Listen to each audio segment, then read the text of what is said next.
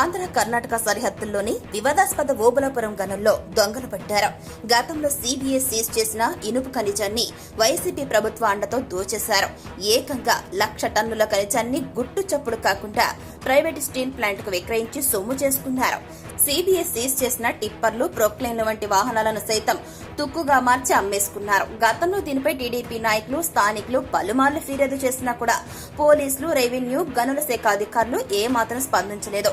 సిబిఐకి ఫిర్యాదులు అందినా నాటి వైసీపీ ప్రభుత్వ ఒత్తిళ్లతో ఎవరూ కూడా రంగంలోకి దిగింది లేదు.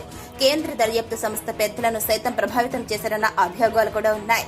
అనంతపురం జిల్లా డి హీరహల్ మండలం ఓబులాపురం పరిధిలో ఓబులాపురం మైనింగ్ కంపెనీ పేరుతో గాలి జనార్దన్ రెడ్డి అక్రమ మైనింగ్ పాల్పడ్డారనే అభియోగంతో గతంలో సిబిఐ కేసులు నమోదు చేసింది.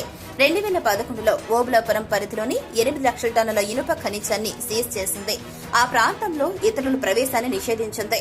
2019లో వైసీపీ ప్రభుత్వం వచ్చాక స్థానిక వైసీపీ నాయకుల కన్ను సిబిఐ సీజ్ చేసిన ఇనుప ఖనిజం పైన పడింది. అధికారాన్ని అడ్డం పెట్టుకుని ఖనిజాన్ని కొద్దిగా బయటకు తరలించి సొమ్ములు చేసుకున్నారు. ఓబులాపురం సమీపంలోని స్పాంజ్ ఐరన్, స్టీల్ ఫ్యాక్టరీల యాజమాన్యాలతో చీకటి ఒప్పందాలను కుదుర్చుకుని దొంగలిచ్చిన ఖనిజాన్ని వారికి విక్రయించారు.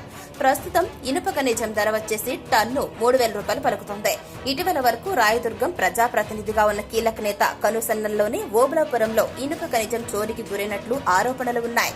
2019 నుంచి 2024 మధ్య అధికారాన్ని అడ్డం పెట్టుకుని భారీగా అక్రమ మైనింగ్ కి పాల్పడ్డారు. బొమ్మనహల్ మండలం నెమ్మకల్లు కంకర క్వారీల్లో అనుమతులు లేకుండా గనుల తవ్వకాల ద్వారా ప్రకృతి సంపదను దోచుకున్నారు. ఓఎంసీ కేసులో ప్రధాన సాక్షిగా ఉన్నటువంటి టపాలు శ్యామ్ ప్రసాద్ అనే వ్యక్తి డి హీరహల్ పోలీసులకు ఫిర్యాదు చేసినా కేసు నమోదు కాలేదు. దీనిపైన శ్యామ్ ప్రసాద్ ప్రస్తుతం హైకోర్టును ఆశ్రయించారు.